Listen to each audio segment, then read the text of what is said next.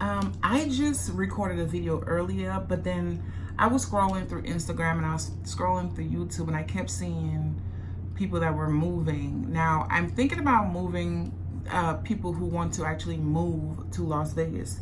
I have been in Las Vegas going on 3 years now. It'll be 3 years this year in 2020. And I'm sorry, I'm doing something over here on my iPad, but it'll be 3 years here in May of 2020. And I feel like I can speak on this a little bit and give you guys a little bit insight on what it is that I've experienced and how the transition was and how I prepared for it and how the experience has been thus far. Well, I moved from Florida to Las Vegas when my lease was ended in Florida. I actually traveled the country with my husband because he's a truck driver for about 7 months. We decided on settling down in Las Vegas, and how we did it was we made some online connections with leasing offices in Las Vegas. I found the perfect one that I wanted, got approved for it over the phone, did all the transactions via email and everything else, and we moved in. That was a smooth transition for us. I was still kind of scared and nervous because I've never done anything like that where you have to give information over the phone or not even seeing a person face to face. So that was a little bit skeptical, but it ended up being legit. It was an actual leasing company who was verified and all that stuff. So that worked out for us. So moving forward, I can tell you right off the bat when we first got to Vegas, for a few things that were quite different that we seen, which were good, but it's very dry here. So you're constantly going to need lotion or moisturizer or whatever. Like you're constantly going to need that.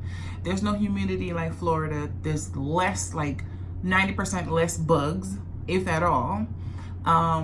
What else? There is, on the bad side, the only thing that I don't really care for in Las Vegas is the traffic. I feel like that's almost everywhere, but the traffic in Las Vegas, you have to time what it is that you're going to do. So if you're going to do something, you have to make the timing just right. Going during the rush hour traffic times can be really hectic. Unless you are someone who drives and you know back roads and stuff like that, then okay. But if you're using the main roads and highways and stuff, then you're just going to have to be in traffic for an hour to 2 hours, and that's just how bad it is.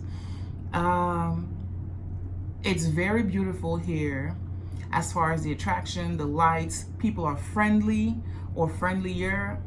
People are willing to answer questions, help you if you're lost or something like that. Also, I feel like as far as getting a job, I feel like that's very, very easy to do. I have not been working ever since moving to Las Vegas.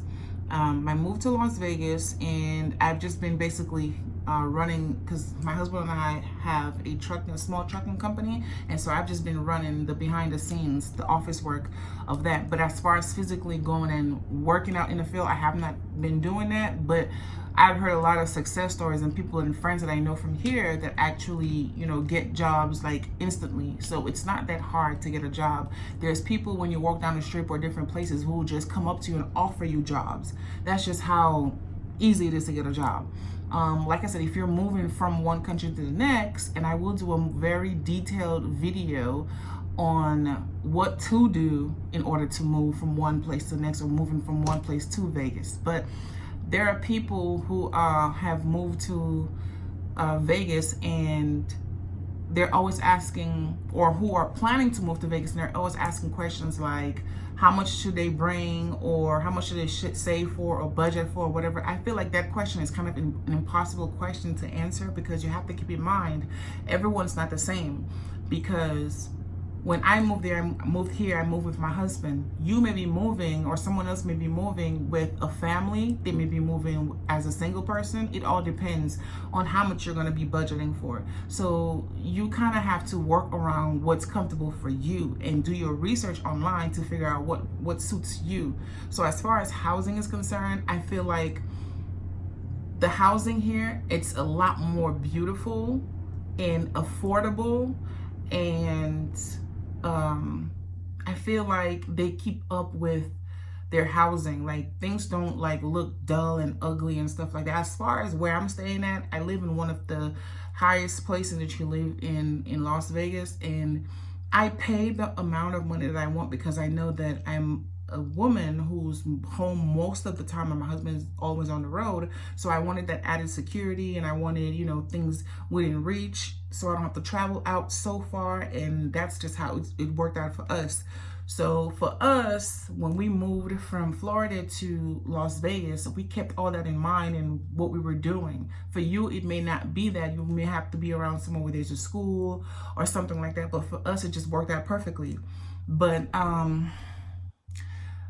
I feel like also with food, like, there is, no matter what type of food you eat or whatever you're into, you can find anything here. Like, and that's the thing about Vegas. Vegas never sleeps. So no matter what you're trying to do, whether you're trying to go to the doctor, the hospital, whatever you want to go make a copy for something, go to the grocery store or go shopping for clothes, whatever, there's something open here all the time, 24/7. So it's like, no matter what it is that you're trying to do, you know how some people say, I prefer to work at night because I need to go do things during the day. Well, it doesn't matter, because even if you work at night or work in the day, no matter what time you get off, you can go and do what you need to do. Of course, like government businesses like DMV and stuff like that, you have to be realistic. Those are government businesses. They're going to have the government hours. So yes, they're going to be open during those type of hours, but you just have to plan for that like any other job. But most of the time, to do your regular stuff like grocery shopping or just go out on the town or whatever, like those things are going to be open, and so you'll still be able to enjoy Vegas like you want to. But for the most part, like I said, housing is pretty good. You can get a job pretty easily. There's all types of food. People are friendly. The traffic is not the best, but it all depends on when you need to go out and stuff like that. Now, another downside to it is when it gets hot here, summertime in Vegas, it's hot, like it's burning. You can fry an egg on the freaking ground, like it's crazy. That's what you kind of want to avoid. You want to stay hydrated, even when it's not so hot. You want to stay hydrated because it's so dry here in Vegas. So you want to stay hydrated during those times and keep that in mind. It gets up to like, you can get up to like 130 degrees here in the summertime. What else? I think that's all that I can cover. If I remember anything, I'll put them down in the comment section.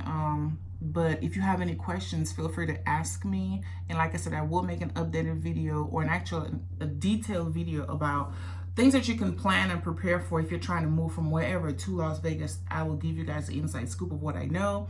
But all in all, I give moving to Las Vegas a thumbs up, 5 stars. I believe that this was one of the best moves that we've ever made, and we just love it here. So if you've enjoyed this video, give this video a thumbs up. And if there's any questions you need me to answer, please leave them in the comment section. And until then, I'll see you in my next video. Bye.